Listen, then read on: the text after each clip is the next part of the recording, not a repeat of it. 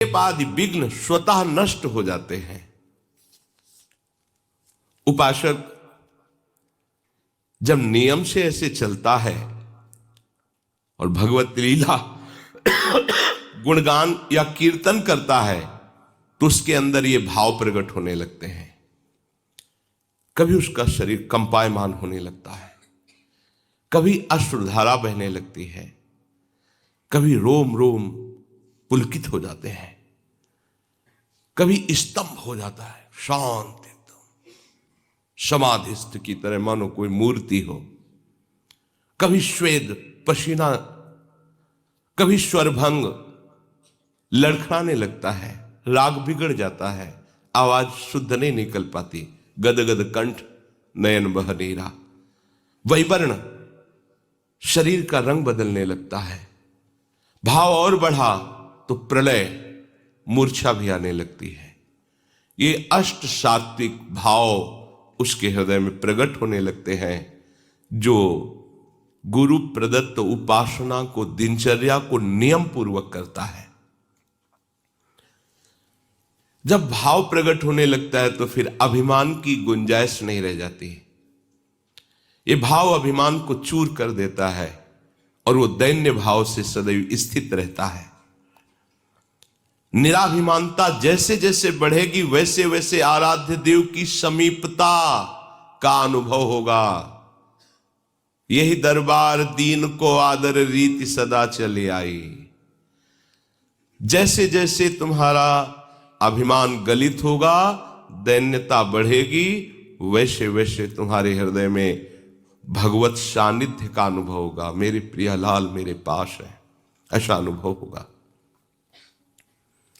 जैसे जैसे ये अनुभव होगा वैसे वैसे देह के संबंधी रिश्ते नाते, जाति कुल मर्यादा जगत का, ये सब विस्मरण हो जाएगा। एक साथ सबका विस्मरण हो जाएगा। भगवत प्रेम में जगत की स्मृति की कोई भी जगह नहीं रहती, शरीर की स्मृति की कोई जगह नहीं रहती, भोग स्मृति की कोई जगह नहीं रहती। उसके हृदय में तो बस अपने प्यारे की स्मृति का राज्य होता है। हृदय स्मृति से भरा हुआ है, अपने प्रीतम की याद में डूबा हुआ है। प्रभु और माया ये दो पक्ष हैं। प्रभु में हमें यदि डूबना है तो संपूर्णतया माया का चिंतन त्यागना ही होगा, अनन्य चेताह बनना होगा, अनन्य चिंतन लाना होगा, अन्य चिंतन आने ही ना पावे। राग के कारण ही अन्य चिंतन हमारे हृदय में होता है। विषय तुम्हारे पास हो पर उसे भोगने की इच्छा ना हो, इसे वैराग्य कहते हैं। सब सामग्री सब भोग आपके पास है पर भोगने की इच्छा नहीं, क्योंकि इच्छा तो प्रियालाल के चरणों में समर्पित हो चुकी है। जो चाहिए वो उसे प्राप्त हो रहा है। उनका स्मरण, उनका रूप, उनकी लीला या प्राप्त करने की प्रबल इच्छा है। प्रबल इच्छा में ही ब्रह्मादिक के भोग सब विषम लागत ताई, प्रबल इच्छा में ही। और कहीं ये इच्छा मूर्तिमान स्वरूप धारण कर लिए है, अर्थात नाम चैतन्य घन होकर विराजमान है। अब लिखना नहीं पड़ रहा, नाम विराजमान, रूप की झांकी हो रही, लीला रसास्वादन में डूब रहा है। अब उसे कौन सा विषय आकर्षित कर सकता है? पर इस रस तक पहुंचने के लिए हमारे अंदर जो विषयों के प्रति प्रियता है उसे विचार के द्वारा नष्ट करना होगा। नहीं है सुख इनमें, चाहे जितना आप भोग लीजिए, नहीं है। एक दिन रुकना ही पड़ेगा आपको। आज ही रुक जाइए, समय बर्बाद मत कीजिए। अपने चित्त को चिंतन में तल्लीन कीजिए, प्रियालाल के भोगों के चिंतन में नहीं। भगवत प्रेम के लिए वैराग्य अत्यंत आवश्यक है। वैराग्य सही माने में प्रेम में ही होता है। पहले स्थूल वैराग्य, प्रगट में वैराग्य, पर सूक्ष्म में महत्व बुद्धि बनी हुई है भोगों में। पर जब प्रभु का प्रेम प्रकट होता है तो वो भी नष्ट हो जाती है। अब चराचर जगत में अपने प्रीतम के सिवा और कोई इच्छा नहीं रह गई। अपने प्रीतम से बढ़कर कुछ अच्छा नहीं लग रहा। अब ये सच्चा वैराग्य है। इसके लिए कभी किसी से दो ये शब्द मत कहना। ये महापुरुषों के वचन है। दो ये कहना मृत्यु के समान है उपासक का। आचार्यों ने आज्ञा की है कि भिक्षान्नम औषधम, प्राणों का पोषण। अगर वैरागी हो, विरक्त मार्ग के पथिक हो तो भिक्षान्न से करो। अगर कभी भी कहीं भी कोई भूखा प्यासा नजर आ रहा है तो आप अपना भोजन दे दीजिए, फिर आप देखिए आपको कैसा सुख मिलता है। सर्दी में कोई कांप रहा है, आप अपना वस्त्र दे दीजिए। कोई बीमार है तो आप अपनी सुविधा छोड़कर उसमें पैसा लगा दीजिए, उसको औषधि दिलाइए, ये कीजिए। लेकिन कोई ये कह रहा है कि मुझे इतने रुपए दीजिए नहीं तुम्हारा मंगल हो जाएगा, तो 5 पैसे भी मत दीजिए, बिल्कुल मत दीजिए। कुछ नहीं बिगाड़ सकता, वो केवल वाणी से बोल रहा है, उसमें सामर्थ्य नहीं है। सामर्थ्यवान ऐसे नहीं करते। भुगते दे न जाचहि, ये वाणी जी कह रही। केतिक आयु केतिक जीवन, काहे विनाशत काज हटकत। कितना जीवन रह गया है उसके लिए तुम मांग रहे हो, ये बिल्कुल ठीक नहीं। अगर सच्चे मार्ग के पथिक हो तो दो ये कहना शब्द नहीं बनता। भरण पोषण भगवान के द्वारा होता है। पूरा जीवन आप देख लो, जैसा आप स्वभाव बना लोगे, जैसा नियम रखोगे, वैसे ही निर्वाह होने लगता है। ये मांगना बिल्कुल ठीक नहीं है। मर जाना अच्छा है, किंतु किसी के आगे हाथ पसारना अच्छा नहीं। विरक्त हो तो केवल आदेश है आचार्यों का, भूख लगेगो मांग खाओगो, गिनो न साँझ सवेरो, ब्रजवासिन के जूठ टूक और घर घर छाछ महेरो। ब्रजवासियों के अन्न से उदर पोषण मांग करके एक एक रोटी कर ली, इसके अलावा मांगने का अधिकार नहीं है। किसी भी चेष्टा द्वारा अपनी आवश्यकता की सूचना उपासक यदि किसी को देता है तो अन्य आश्रय हो जाता है और अपना पतन करा लेता है। जो कोई ऐसा सोचता है कि मैं मांग कर परोपकार करूंगा, वो परमार्थ का पथिक ही नहीं, अनुचित है।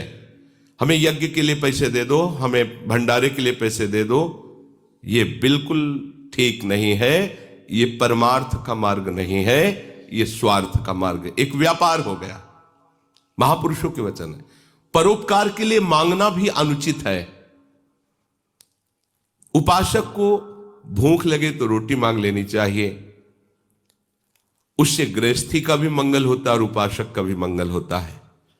किंतु इसके अलावा दो ये शब्द कहना, आपके 5 शक्तियां उसी समय चली जाती हैं। ह्री, श्री, धी, ज्ञान और वैराग्य। आपका तेज, आपका ऐश्वर्य, आपकी बुद्धि, आपका ज्ञान और वैराग्य पांचों नष्ट हो जाते हैं मांगने वाले से। मांगने के संकल्प से ही तुम्हारे अंदर मलिनता आ जाएगी। इसलिए भगवत मार्ग के उपासक को मांगना बड़ा भारी पाप है। उपासक जब विषयी पुरुषों का संग करने लगता है तो उनसे भी नीचे वो गिर जाता है, उनसे भी नीचे गिर जाता है। क्योंकि उनके अंदर तो ये होता है कि मैं विषयी हूं, मैं नीच हूं, ये संत है, ये भाव तो रहता ही है। लेकिन वो जो मैं वैरागी हूं, विरक्त हूं, संत हूं, वो जब उनके संग से नीचे गिरने लगता है तो बहुत बुरी दशा को प्राप्त होता है। हमें प्रभु के मार्ग में आगे बढ़ना है। भोगी पुरुषों के शरीरों में भोग के परमाणु होते हैं, इसलिए उनसे संभाषण, उनका स्पर्श करना, उनको अपनी गोष्ठी में बैठालना, ये बहुत हानिकारक है। भोगी पुरुष, गृहस्थ है, भगवत भक्त है, वो नहीं। जिनका केवल भोग ही लक्ष्य है, रुपया पैसा वाले हैं, आकर हमें कुछ पैसा देंगे, रुपया देंगे, हमारी आवश्यकताओं की पूर्ति होगी, इसलिए हम उनकी सेवा करें, उनके आगे चाटुकारिता करें। बिल्कुल नहीं। उपासक को कभी अभिमानिनते न्यारे, ऐसा नहीं होना चाहिए। एक संत गंगा किनारे मिले थे, बोले हम केवल 30 मिनट के लिए भिक्षुक होते हैं, इसके बाद इतने बड़े बादशाह होते हैं कि हमारे समान ब्रह्मा को भी सुख नहीं है। देवराज भी, इंद्र हमारी गुलामी करने के लिए तरसता है, हम ऐसे बादशाह हैं। 30 मिनट के लिए केवल हम भिक्षुक होते हैं। गए रोटी मां, इसके बाद बादशाह है, कोई भी चाह नहीं, चिंता नहीं, मनुआ बेपरवाह, एकमात्र परमात्म चिंतन में, विषयी पुरुष का आशंक नहीं।